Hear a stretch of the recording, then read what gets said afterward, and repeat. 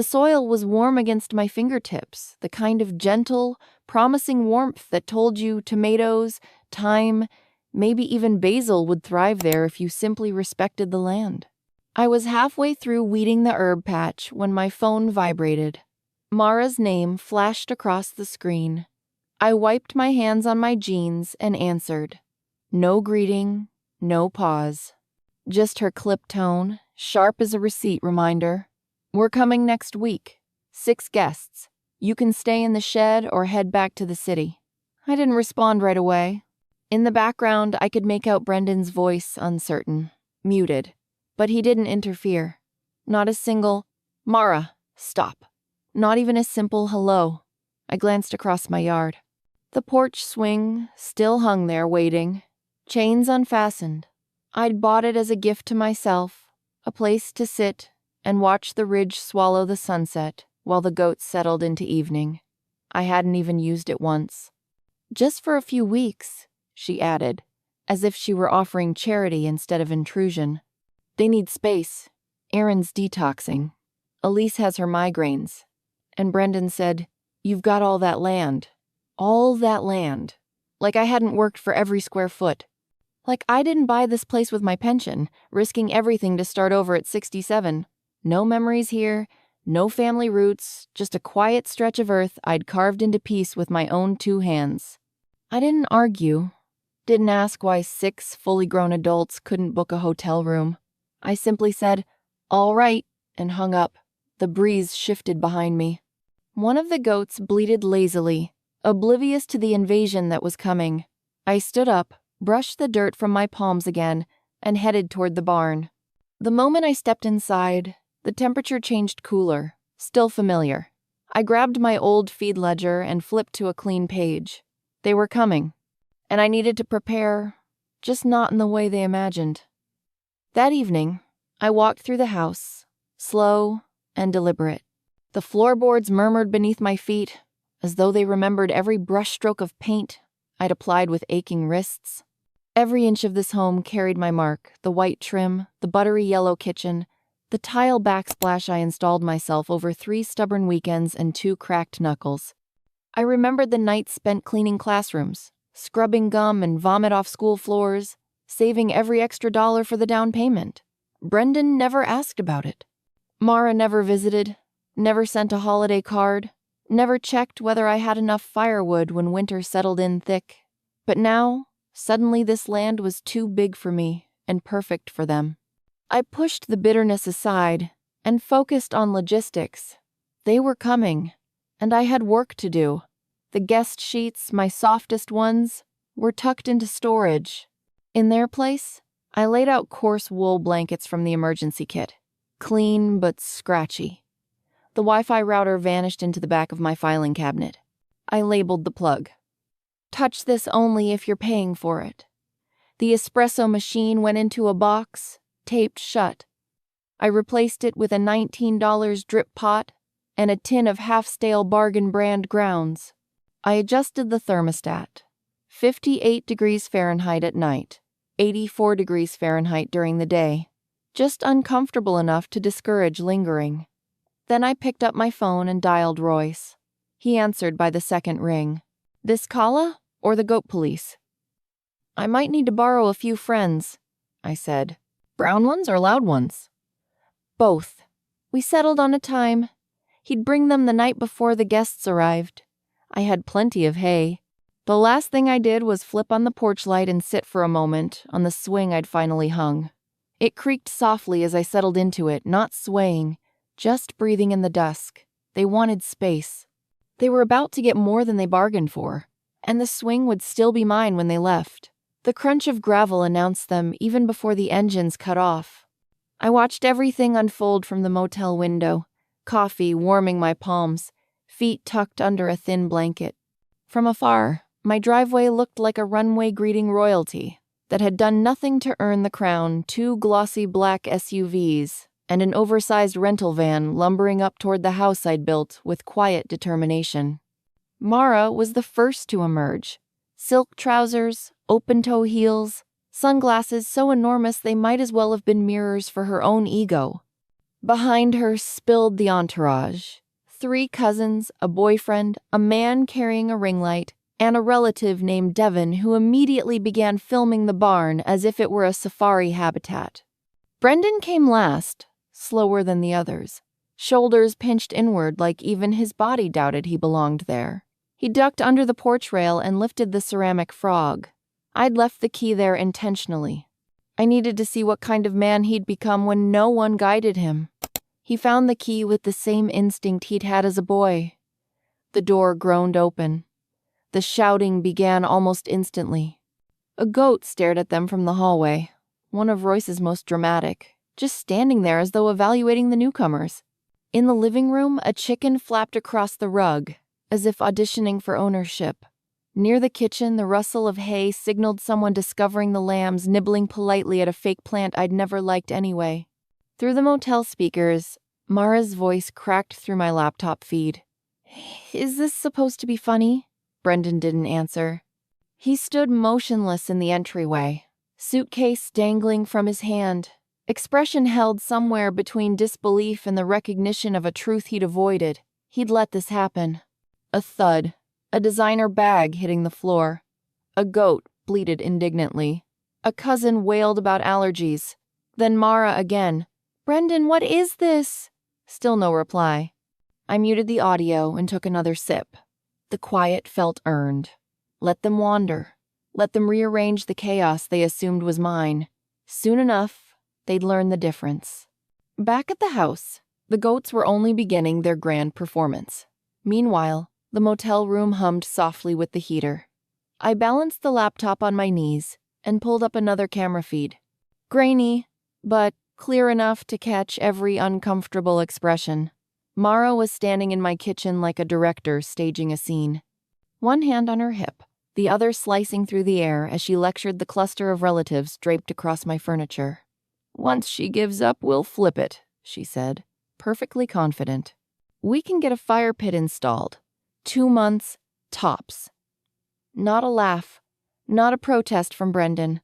He just lowered his gaze, scrolling through his phone like a man pretending the disaster around him wasn't one he helped create. Something cold moved through me, not surprise, just confirmation. They weren't visiting. They were plotting. I hit the record button.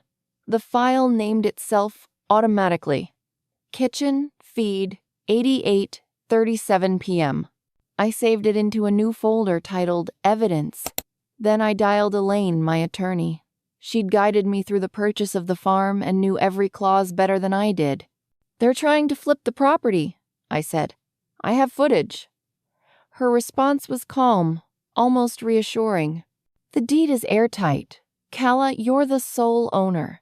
And don't forget, our trust language allows beneficiaries to be removed for misuse or disrespect." "I remember," I said quietly. By dawn, my inbox held a series of draft documents from Elaine, 2 thick envelopes waiting for courier signatures, every sentence precise, every clause fortified. I closed the laptop, tucked my phone into my bag, and stared at the still image of my kitchen feed. Empty now, chairs shoved back, hay scattered across the floor like the aftermath of a parade. Mara's designer purse sat on the counter, one strap freshly chewed.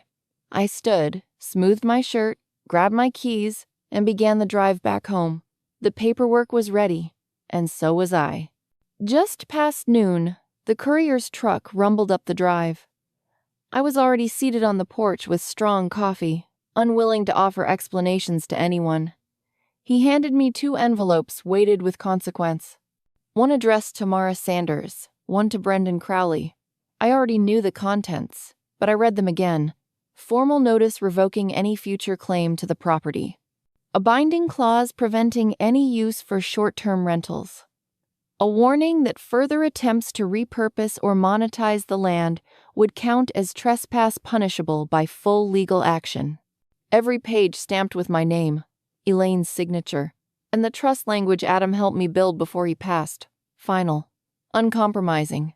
I placed the envelopes on the hall table beside the ceramic frog Brendan once used as a hiding place for the key. Symmetry mattered. I didn't call. I didn't text. I didn't answer the flood of incoming calls lighting up my phone. Instead, I walked the house, slowly.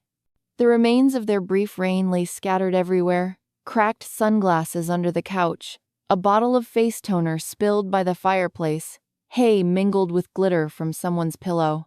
One goat had left a parting gift beside an abandoned designer duffel bag.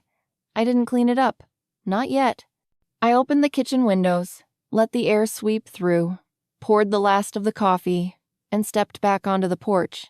The wind tugged at the envelopes, light, clear-headed, as if even the air had chosen sides. I sat on the swing and watched the road, waiting for the moment they'd return and discover what they thought they owned had slipped through their fingers. 3 full days passed before another car appeared on the road. By then, I'd already returned Royce's goats to his pasture and scrubbed the kitchen until the scent of hay, soap, and open windows replaced every trace of their visit. The house had finally settled into the quiet. I bought it for the kind of quiet that wraps around you like a warm quilt. That afternoon, a dusty sedan rolled up the drive. No glossy SUVs, no film equipment, no curated chaos, just Brendan, stepping out slowly, looking like someone who'd been dragged through several miles of his own mistakes. His shirt was wrinkled, his hair uncombed, and his eyes muffled by something heavier than exhaustion. "She's gone," he said before I could speak. "Took the train to LA. Said she didn't marry into a barn." I nodded once. There was no victory in it, no satisfaction, just a truth settling where it belonged. Without a word, I reached behind me, picked up a broom, and held it out. "You want to stay here?" I asked. "Start there."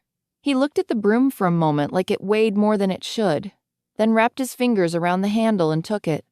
No argument, no dramatics, no sulking. The sound of bristles sweeping across the hardwood followed him down the hallway as he started clearing the mess his people had left behind. He didn't ask for a guest room. He didn't ask for coffee. He just worked. That evening, I watched him patch a hole in the fence with hands too soft for the tools he was holding. Later, he cooked a simple dinner, eggs and beans, and set 2 plates on the table without announcing anything. He ate in silence. I matched him. The next morning, he was up before sunrise, boots already laced, moving hay with a slow, determined rhythm. Still no mention of the legal papers. No apology. No attempt to rewrite history. I poured a second mug of coffee and set it on the porch railing. He nodded when he saw it. That was enough. By the time the sun crested the ridge, he was already in the barn, rearranging tools, learning how to fit himself into a life he once dismissed. And for the first time in years, the sound of someone else's quiet work filled the space where disappointment used to sit. Brendan began spending more time in the barn than anywhere else. Through the kitchen window, I watched him, shirt sleeves rolled up, sweat darkening the fabric, shoulders straining as he hauled hay or learned to handle feed bins properly.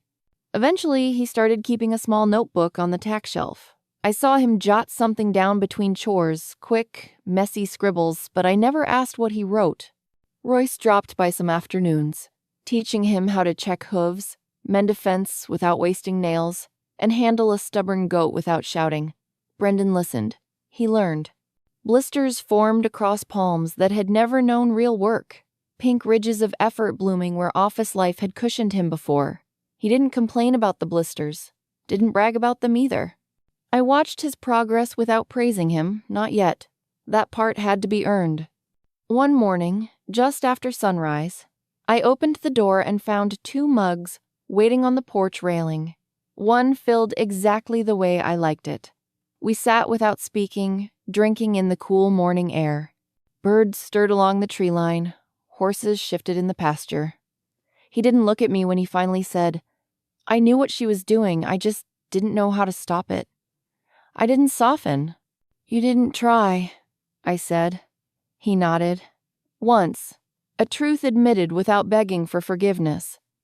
We finished our coffee in silence, but something had shifted. Not fixed, not healed, just acknowledged, and acknowledgement can be the foundation of 1,000 repairs. Later that day, I walked past the barn and saw him at the north gate, helping Royce adjust the hinge properly this time. His movements were careful, measured, no longer rushed or careless. His journal sat open on a bale of hay, pen tucked beside it, ready for whatever thought he needed to capture when his hands were clean again. For the first time in a long while, I didn't feel entirely alone on that land. The wind rose after midnight fast, sharp, full of teeth. It howled across the pasture, rattling windows, knocking over a porch chair. I was halfway out of bed when I heard it. A loud crash, metal hitting dirt, followed by a frantic bleat. I grabbed my coat and flashlight, but before I reached the back door, Brendan was already there pulling on boots. "It's the east fence," he said, breath quick. Something snapped. We headed into the storm side by side, the wind cutting through layers of flannel, the mud swallowing each step. We found little Nenna, one of the younger goats, dragging her hind leg through the muck, trembling, eyes wide with fear. A panel of fencing lay sprawled nearby, twisted by the gale. "I'll get the truck," I said, already turning. Brendan caught my arm. "You stay. I'll go. You've handled enough storms." His tone wasn't commanding. It was committed. I let him go. He was gone more than 2 hours. The storm raged without mercy. I stayed with Nina, covering her with blankets, whispering steady comforts. Every thunderclap made me wonder if I'd trusted him too much. Then headlights sliced through the rain. Brendan stumbled into the barn carrying a supply bag, drenched to the bone, flannel clinging to him like a second skin. His hands shook as he knelt beside Nenna. We worked together splint, wrap, dose, until her body finally eased into the hay. Brendan didn't collapse, didn't seek praise. He checked the barn lights, soothed the other animals, then sat beside the feed pile mud up to his knees like the barn had chosen him as much as he'd chosen it. I watched him breathe slow, steady lit by the warm glow of the lantern. And I remembered something I'd whispered years ago. I raised a boy who became a man too late, and standing there, watching him now, I whispered again. But maybe not too late forever. Brendan knocked on the screen door just after breakfast the next morning, papers clutched in his hand. He didn't wait for permission to step up onto the porch. He simply walked forward like someone who finally understood he had to show up, not perform. "I need you to read this," he said. I set my coffee aside and took the stack from him. The title on the first page made my pulse still. Conservation Easement Agreement. I looked up at him, but he wasn't performing. His shoulders stayed relaxed, his gaze steady, no apology stitched into his expression, just intention. He had done it. He had gone to the local land trust, filed paperwork, requested soil assessments, pulled historical documents showing original property boundaries, every legal thread woven into something binding and permanent. "This protects it," he said, voice lower, quieter. "Even when you're gone. No resorts, no flipping it, no one paving the garden into a parking lot." I kept reading. Every clause was clean, uncompromising. The kind of security Adam used to tell me we needed, but never sat down long enough to formalize. Brendan had formalized it. "I want it to stay as it is," he said. "I didn't build it, and I didn't earn it. But I understand now what it is, what it means to you." My fingers hovered over the final page, his signature at the bottom. The handwriting was different than I remembered. Firmer, balanced, no dramatic flourishes. A man writing for the future, not for attention. "You sure?" I asked. He nodded once. "This isn't about me anymore. It's about what matters." I looked out across the land, the soft stretch of pasture, the garden beds I had shaped with aching hands, the goats trotting in a loose circle around the old scarecrow that had sacrificed its hat to the wind last week. I thought about the decades leading up to this moment. Every night shift, every scraped knuckle, every quiet dinner alone. Then I picked up the pen and I signed. Brendan didn't smile in celebration. He exhaled as if releasing years of held breath. We didn't hug. We didn't need to. He left the porch and headed back to the barn. boots soft on the steps. The papers stayed in my lap, my coffee cooling beside them, a breeze lifting the corner of the easement where our names met on the page. Tomorrow I would file it. Today, I let the moment root itself. By the next week, the porch had returned to life, but this time, it wasn't chaos.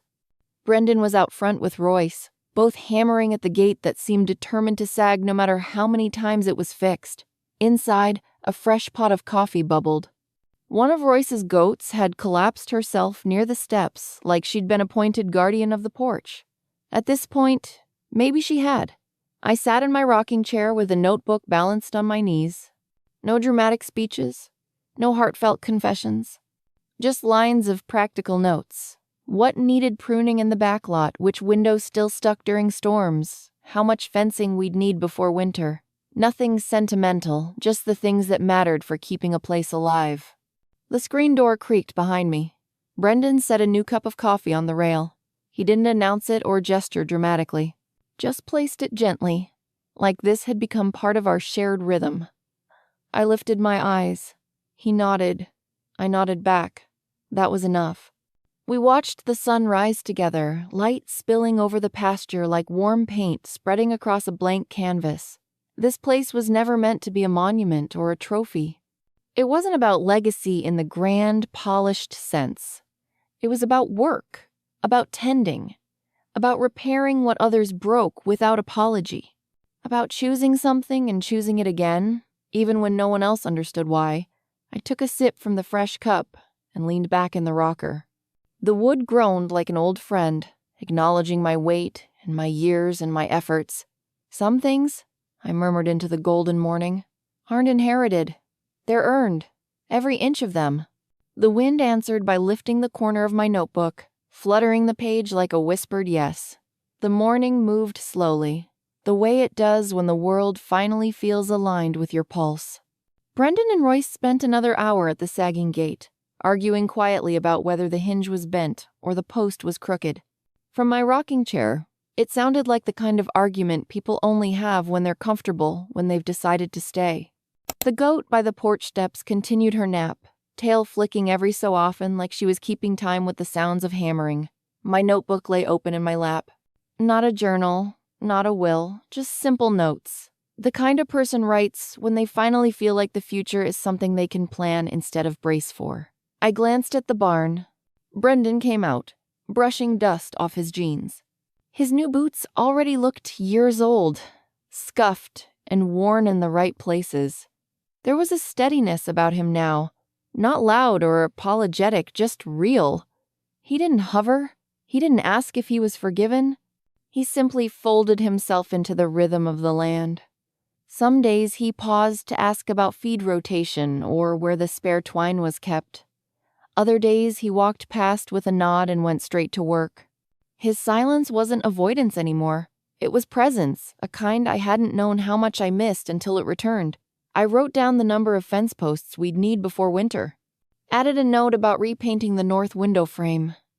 Then I closed the notebook, letting the sun warm its cover. The porch door creaked again.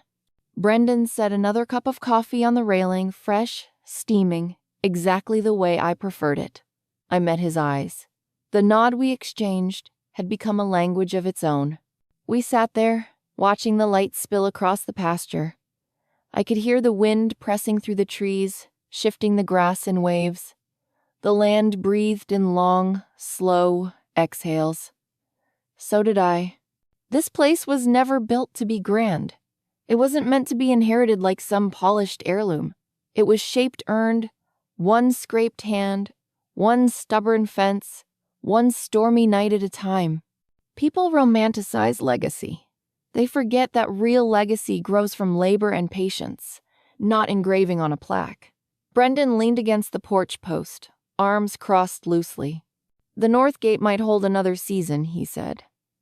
Maybe, I replied, sipping my coffee. He half smiled, not a performance, just an honest curl of recognition. Royce says we'll have to redo it either way. You and Royce decide, I said. You're the ones wrestling with it. His smile deepened by a fraction. Not gratitude, not apology. Just partnership, quiet and steady. After a while, he headed back toward the barn.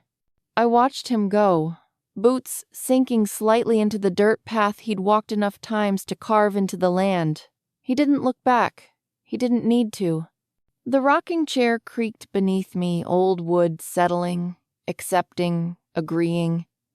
The wind skimmed across my notebook, lifting the pages like it wanted to read what I'd written. I let it flutter without pressing it down.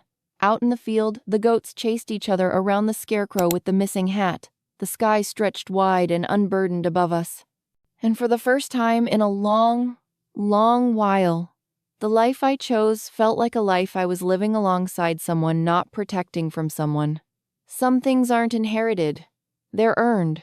Every morning. Every storm. Every mended fence. Every cup of coffee shared in silence. I closed my eyes and breathed in the scent of hay, earth, and brewing coffee. The wind shifted, warm and sure, and I let it.